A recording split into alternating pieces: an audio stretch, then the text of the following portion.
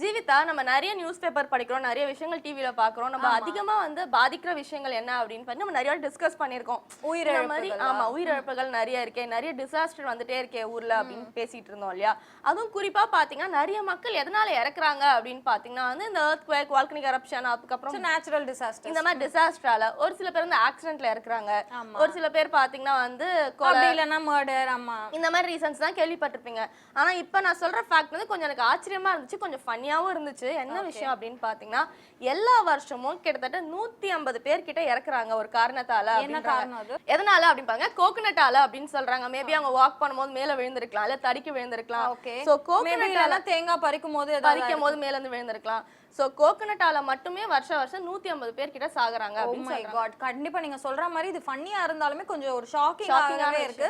ஏன்னா நம்ம யாருமே எக்ஸ்பெக்ட் பண்ணிருக்க மாட்டோம். நம்ம டெய்லி தேங்காய் வந்து சாப்பிட்டுட்டு தான் இருக்கோம். பட் யாருமே நினைக்க மாட்டோம் இந்த தேங்காய்க்கால இவ்வளவு உயிரெல்லாம் போகுது, உயிரை பறிக்குமா அப்படின்னு நினைச்சிருக்க மாட்டாங்க. கண்டிப்பா மேபி வந்து கேரளா சைடுல இல்லனா வந்து ஏதாவது ஊர்ல கிராமத்துல எல்லாம் வந்து தேங்காய் பறிக்க போய் கூட கீழே விழுந்தெல்லாம் கேள்விப்பட்டிருக்கேன். இருக்கலாம். சோ அதுல இந்த 150 பேர் இருப்பாங்கன்னு நினைக்கிறேன். நிஜமாவே ஒரு ஆச்சரியமான ஒரு விஷயம் ஷேர் பண்ணீங்க பிரீத்தி. இதை தொடர்ந்து அடுத்து வரப்போற செக்மெண்ட்ல பாத்தீங்கன்னா நம்ம ஆனந்தி ரகுபதி வந்து ஹியூமன் லைஃபை எப்படி சந்தோஷமா கொண்டு போகணும், ஸோ என்ன விஷயம் நடந்தாலுமே அதெல்லாமே பாசிட்டிவா கொண்டு போகணும், லைஃபை ரசிச்சு வாழணும், இந்த மாதிரியான நிறைய சுவாரஸ்யமான விஷயங்கள்லாம் சொல்றதுக்காக ரெடியா இருக்காங்க. பார்த்துடலாம். இது சுகமான பயணங்கள்.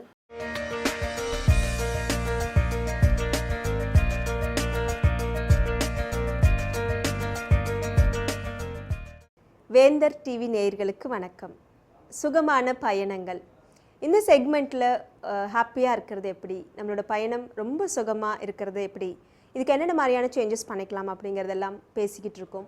உளவியல் சார்ந்தும் சரி, மனநலம் சார்ந்து, அதுக்கு மேலே ஒரு சூழ்நிலை சார்ந்து, இதெல்லாம் என்ன மாதிரியான சேஞ்சஸ் ஃபேமிலியில் வரணும், அதன் மூலமாக குழந்தைங்க கற்றுக்கணும், குழந்தைகிட்டேருந்து பேரண்ட்ஸ் கற்றுக்கணும், இதெல்லாம் பேசிக்கிட்டு இருக்கோம். என்னடா பேரண்ட்ஸ் குழந்தைங்களுக்கு சொல்லிக் கொடுக்கலாம் சரி, ஆனால் குழந்தைங்கிட்டேருந்து பேரண்ட்ஸ் கற்றுக்க முடியுமா அப்படின்னா கண்டிப்பாக கற்றுக்க முடியும். எப்பவுமே குழந்தைங்கிட்டேருந்து யார் வந்து கற்றுக்கிட்டே இருக்காங்களோ, புதுசாக ஆச்சரியப்படுற மாதிரி குழந்தைங்கள பார்த்துக்கிட்டு இருக்கிறாங்களோ அவங்க தான் உண்மையுமே நல்ல பேரண்டிங்னு சொல்லுவோம். எப்போவுமே குழந்தைகிட்ட குறையே கண்டுபிடிக்கிறது, அவங்க பண்ணுற தப்பை மட்டுமே பின் பாயிண்ட் பண்ணி அதை சொல்லி காமிச்சிட்டே இருக்கிற பேரண்டிங் வந்து ரொம்ப சௌகரியமாக போகாது.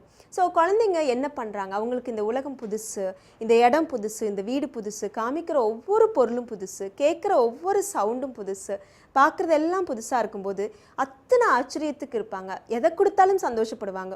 ஆனால் நம்ம நினைக்கிற என்னென்னா, அந்த குழந்தைகிட்ட பாலை கொடுத்தோன்னே வாங்கி விளையாடணும் அப்படின்னு நினைக்கிறோம். அந்த குழந்தைக்கு பால் அப்படின்னா அது விளையாடுற பொருள்னு அப்போ தெரியவே தெரியாது. நீங்கள் 4 வாட்டி காமிச்சிருந்தீங்கன்னா தான் அவங்களுக்கு அது புரியும். ஸோ அதை வாங்கணுன்னே என்ன பண்ணுவாங்க, கடிச்சு பார்ப்பாங்க, ஏதாவது வாசம் வருதான்னு பார்ப்பாங்க, இல்லை அடித்து பார்ப்பாங்க, உடச்சி பார்ப்பாங்க. ஸோ இப்படித்தான் எல்லா பொருளையும் அவங்க கற்றுக்கிட்டு இருக்கிறாங்க. ஸோ என்ன பண்ணுங்கள், நிறைய சூழ்நிலைகளை, நிறைய பொருட்களை, நிறைய மனுஷங்களை, நிறைய சிச்சுவேஷனை அவங்க முன்னாடி கொண்டு வாங்கன்னு சொல்லுவோம். இதுக்கு எந்த பேரண்ட்ஸ் தயாராக இருக்கிறாங்களோ, ஒரு சாப்பிட்ற வைக்கிற பொருள் ஆகட்டும், ஒரே மாதிரி சாப்பாடு கொடுக்கணும்னு நினைப்பாங்க. காலையில் எழுந்திரிச்சுன்னா இட்லி கொடுக்கணும், 11 மணிக்கு வந்து ஒரு ஃப்ரூட்ஸ் கொடுக்கணும், மதியானம் பருப்பு சாதம் கொடுக்கணும், சாயந்தரம் ஆனால் இந்த பால் கொடுக்கணும், இப்படி தான் ரொட்டீனாக வச்சுருக்கணும்னு நினைப்பாங்க நிறையா மதர்ஸ். மாற்றினா அந்த குழந்தை வந்து உடம்பு சரியில்லாமல் போயிடும் அப்படின்னு கேட்பாங்க. தயவு செய்து கிடையாது. அந்த குழந்தைக்கு புதுசாக 8 மாத குழந்தைக்கு பார்த்தீங்கன்னா அத்தனை டேஸ்ட் பட்ஸ், சுவை நாளங்கள்னு சொல்கிற அத்தனை விஷயம் அந்த நாக்கில் வரும். ஸோ அப்படி வரும்போது எதையாவது புதுசாக கொடுக்க மாட்டாங்களான்னு வெயிட் பண்ணிகிட்டு இருப்பாங்க. நீங்கள் ஒரே இட்லியை கூட கலரை மாற்றி கொடுங்க, இல்லை அன்னன்னைக்கு தேங்காய் பால் ஒரு நாள் கலந்து கொடுங்க, ஒரு நாள் புதினா சட்னி கலந்து கொடுங்க, ஒரு நாள் வேறு ஏதாவது தேனை தொட்டு கொடுங்க. இப்படி எதையாவது பண்ணும்போது அந்த குழந்தைக்கு புதுசாக இன்னைக்கு கொடுக்குறாங்கன்னு சந்தோஷம் வரும்.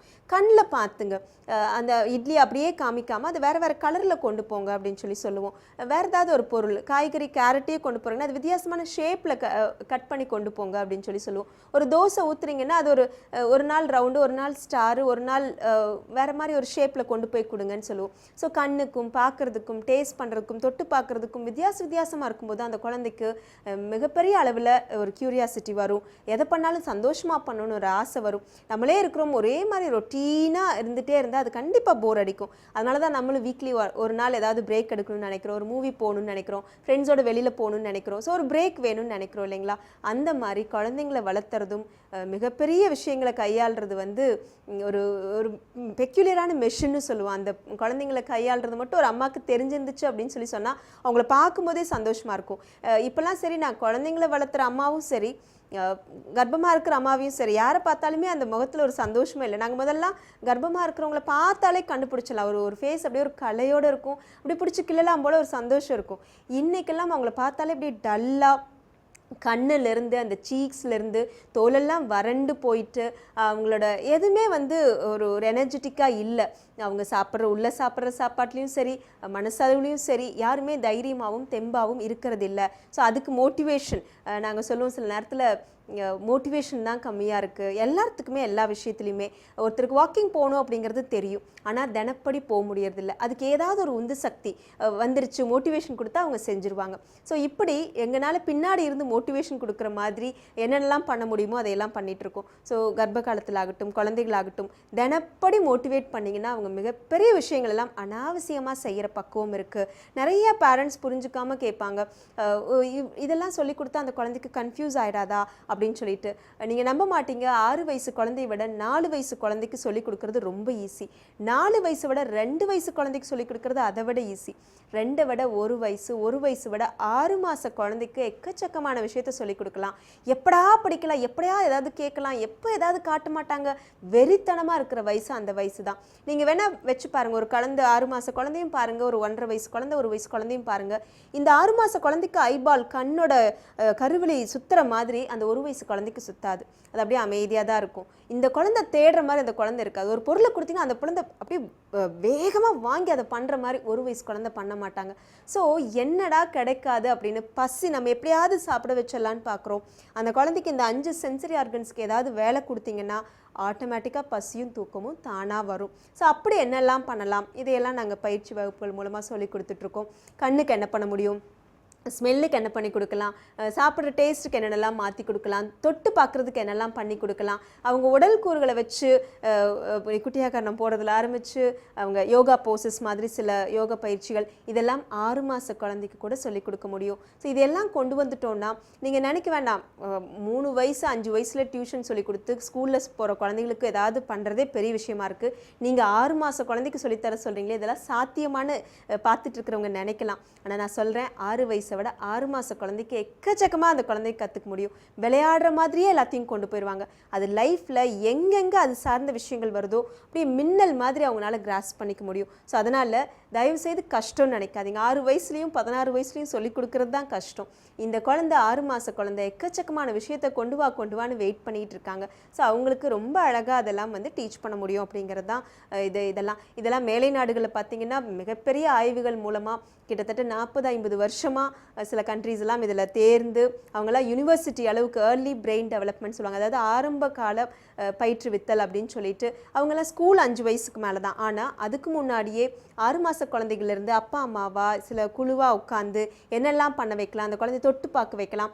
ஒன்றும் இல்லை, நீங்கள் எல்லாருமே ஒரு 6 மாத குழந்தைய பார்த்துருப்பீங்க. இன்றைக்கெல்லாம் 4 மாதத்துலேயே ஒரு குழந்தை ஹாலில் உட்காந்துருக்குதுன்னு வச்சுக்கோங்க. நீங்கள் போய் ஒரு சுவிட்சை போட்டிங்கன்னா உடனே அந்த குழந்தை அண்ணாந்து ஃபேனையோ லைட்டையோ பார்ப்பாங்க. அதாவது இதை போட்டோன்னே அந்த 2 ஏதோ வேலை செய்யும் அப்படின்னு சொல்லிட்டு. இது வந்து நீங்கள் சொல்லிக் கொடுக்குறதுலாம் இல்லை, அந்த குழந்தை இங்கே போட்டால் இங்கே நடக்கும். காஸ் அண்ட் எஃபெக்ட் தியரி அப்படின்னு சொல்லி சொல்லுவோம். ஸோ இந்த தியரியை கற்றுக்கிட்டு இருக்கிறாங்க. கண புடி அப்படின்னு சொல்லிட்டு கண்ணை மூடிட்டு பீக்கபூன்னு சொல்லுவாங்க இங்கிலீஷில். அந்த கேம் விளையாண்டிங்கன்னா அந்த குழந்தைக்கு அத்தனை ஒரு சந்தோஷமாக இருக்கும்.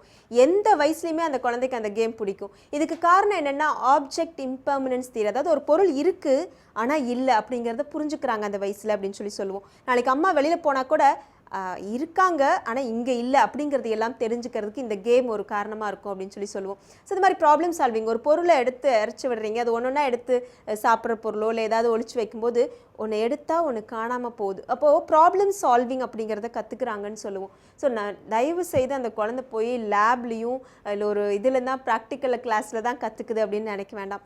3 மாதத்துலேயும் 6 மாதத்துலேயும் கர்ப்ப காலத்துலேயும் நிறைய கற்றல் ஆரம்பமாயிடுது. ஸோ அங்கே கண்டுபிடிச்சி யார் அங்கே டியூனப் பண்ணி எந்த மதர் எந்த ஒரு அம்மா ஓயாமல் அதுக்கு வேலை செய்கிறாங்களோ, சந்தோஷமாக செய்கிறாங்களோ, அவங்க மிகப்பெரிய அளவில் அந்த குழந்தைய வந்து கொண்டு வருவாங்க.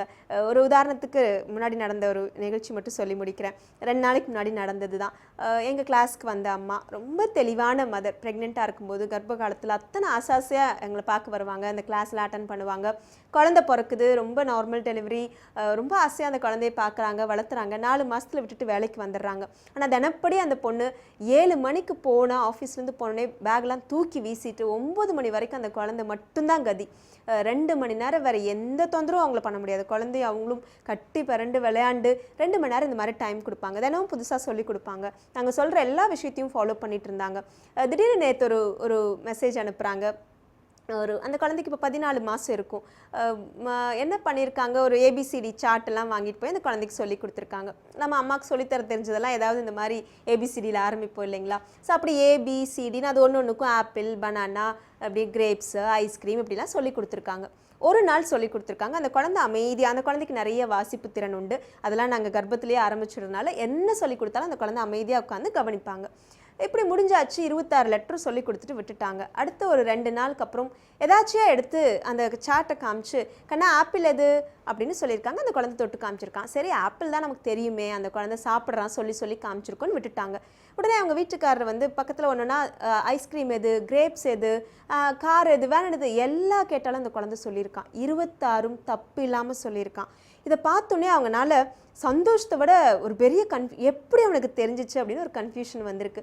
ஸோ ஒரு வாட்டி சொல்லி கொடுத்தோன்னே எப்படி புரியும் அப்படின்னா, நீங்கள் 3வது இல்லை 3 வயசில் எல்கேஜியில் ஒரு 15 தடவை சொல்லி கொடுக்குறத ஒரு 3 வயசு ஆனதுக்கு 6 வயசு ஆனதுக்கப்புறம் ஒரு 30 தடவை சொல்லி கொடுக்குறத இங்கே ஒரே டைம் சொல்லி கொடுத்தா போதும். அப்படியே காந்த மாதிரி அந்த பிரெயின் பிடிச்சி வச்சுக்கும். ஸோ அந்த வேலை தான் இந்த 3 வயசு வரைக்கும் நடத்துகிற சில விஷயங்கள்லாம். ஸோ இது ஸ்கூலில் இப்போல்லாம் நிறைய மாற்றங்கள் கொண்டு வந்துட்டு இருக்கிறாங்க. ப்ளே ஸ்கூல் ஆகட்டும், மாண்டிசரி மாதிரி ஸ்கூலில். அதையெல்லாம் விட வீட்டில் பேரண்ட்ஸ் ஆரம்பித்தா இன்னும் நல்லாயிருக்கும். இதையெல்லாம் கற்றுக்கோங்க. இதுக்கு மறுபடியும் சொல்கிறேன், அம்மா நிறைய தெளிவாக இருக்கணும், சந்தோஷமாக இருக்கணும், உங்கள் வேலையில் ஈடுபடணும். இதெல்லாம் பண்ணும்போது அந்த குழந்தைகிட்ட பிரத்யேகமான அந்த நேரத்தை கண்டுபிடிச்சி இதையெல்லாம் பயிற்றுவிக்கலாம்.